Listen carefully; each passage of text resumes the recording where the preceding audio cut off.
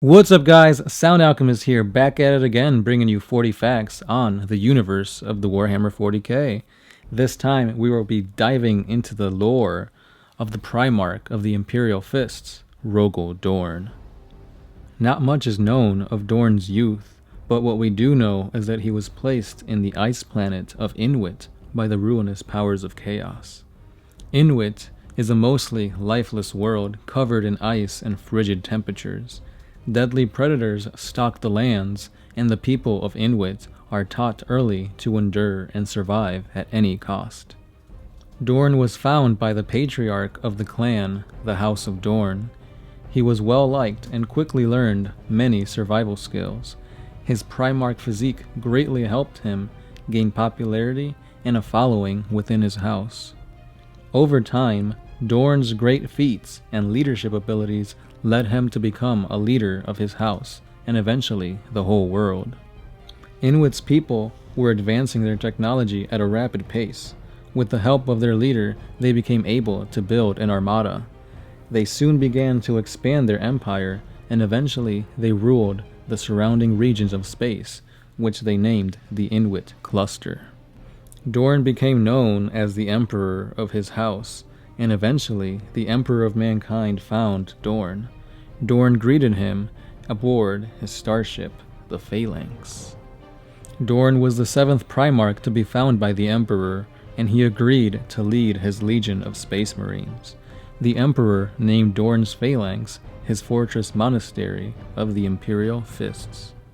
Dorn commanded his legion with peerless devotion and military genius. Many of his Primarch brothers saw him as the finest follower of the Emperor. Dorn was courageous, disciplined, inspirational, and a master of military tactics, especially defensive maneuvers. Dorn loved the Emperor. He wanted to serve him with the utmost respect. He never sought any favors from him, and with this devotion, Dorn led his Imperial Fists toward countless victories in the name of the Emperor and the Imperium of Mankind. Dorn was held highly by everyone, including the War Master Horus. Horus once said that if the Imperial Fists were to hold a fortress against the attack of his Lunawolves, this engagement would result in a never-ending stalemate. Dorn even has had a statue of himself erected on Macragge due to his truthfulness. Dorn never told a lie, even if it would have given him an advantage in battle. Upon the Emperor's return to Terra, he had Dorn tasked with designing the defenses for the Imperial Palace. These magnificent and destructive designs, as Dorn put it, were powerful enough to withstand the might of all of the Iron Warrior's legion.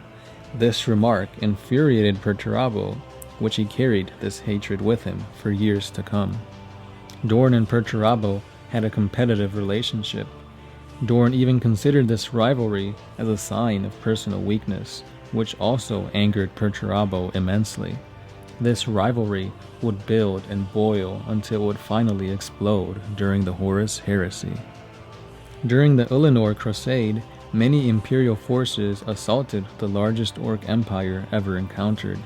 100,000 Space Marines, 8 million Imperial Army troops, and thousands of starships descended upon millions of Orcs. Dorn, along with 8 of his Primarch brothers, attacked. The battle against the Orcs resulted in an Imperial victory, and thus gave Horus the title of War Master. He was appointed to this position before all the other Primarchs and millions more. Some Primarchs resented this appointment, believing that they should be crowned War Master, but Dorn simply accepted it, for it was the decision of the Emperor after all.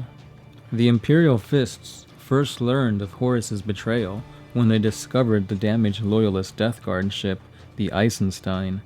Nathaniel Garl was the first to speak to Dorn about this reveal. Dorn almost killed Garl upon hearing such ludicrousy, but was convinced when several survivors of the Istvan III massacre also spoke of the betrayal. Dorn dispatched his majority of his legion to the Istvan system, while he and his veterans went to Terra to personally tell this to the Emperor. Upon arriving on Terra and speaking to the Emperor, Dorn was tasked to further strengthen the planet's defenses.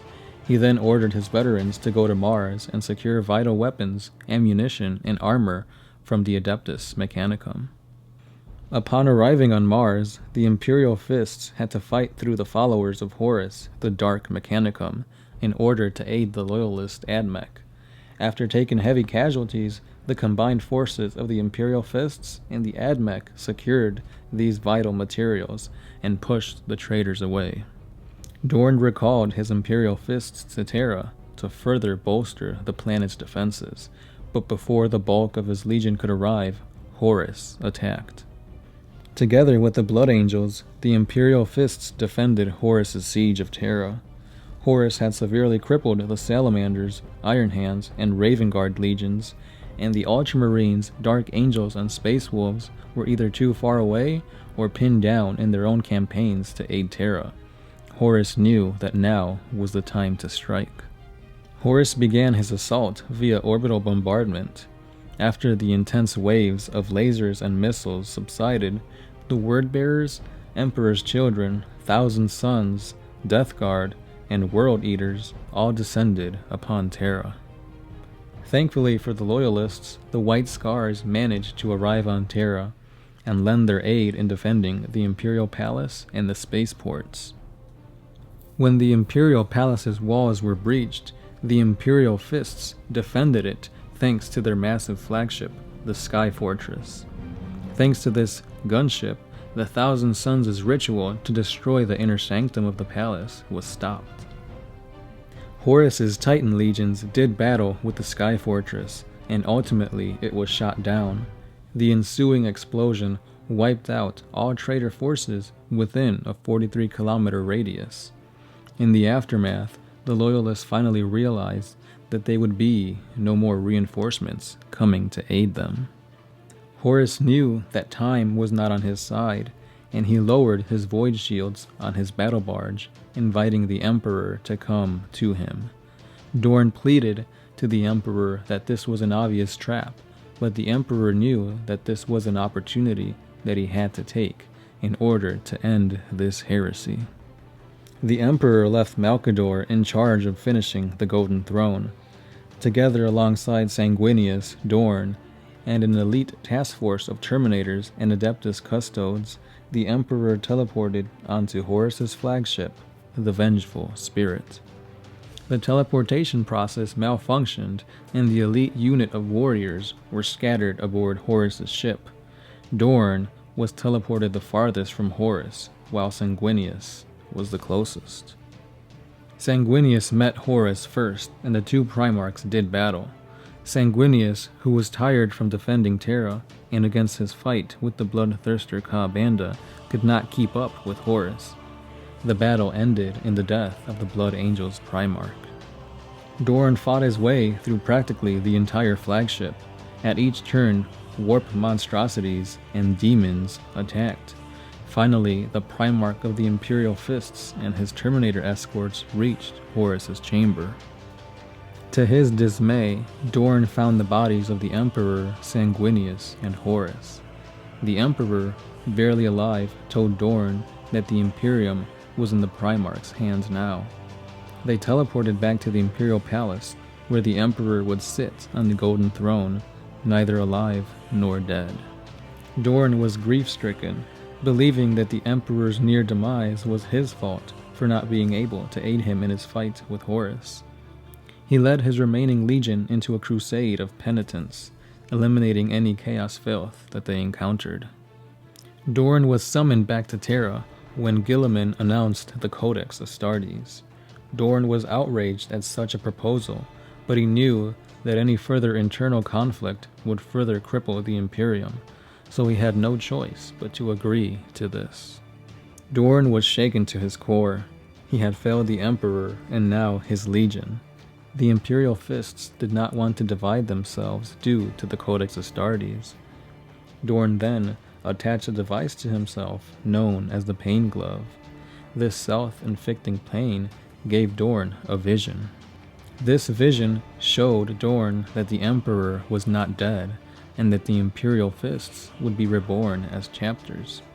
A collective pain was needed to cleanse this chapter. Dorn interpreted the pain to be a siege against the Iron Cage, the fortress of the Iron Warriors. And so began the Imperial Fist all-out assault against the heart of Perturabo's Iron Cage. Dorn had no plan nor strategy. His legion simply fought with sheer grit and determination. Dorn led this attack, breaching every defense and breaking out of every trap. The siege lasted several weeks, and Dorn simply fought non-stop, trying to atone for his shortcomings.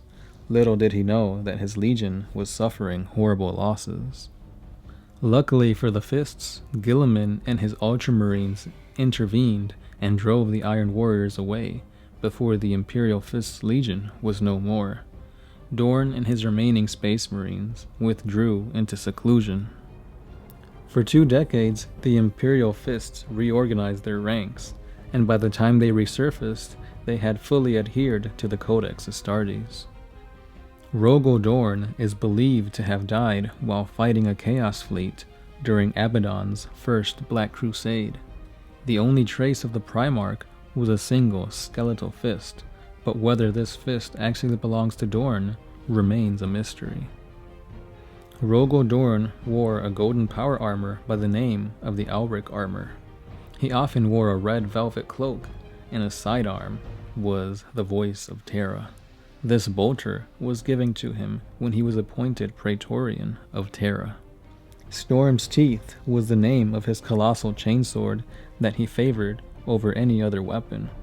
Countless heretics, traitors, and Xenos have fallen thanks to the mighty teeth of this relic. The Atos Dios was his personalized Thunderhawk gunship that was constructed specifically for him. The Mago Teleria equipped it with a turbo laser and a Titan-class void shield.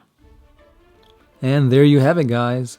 That was 40 facts on the Primarch of the Imperial Fists, Rogal Dorn. Let me know in the comments down below as to what other Primarch you guys wish to hear, or maybe, perhaps, a Xenos race? Let me know, it could be anything. Don't forget to like, comment, and subscribe for more epic 40 facts. And as always, you know me as a Sound Alchemist, part of One Mind Syndicate, signing out.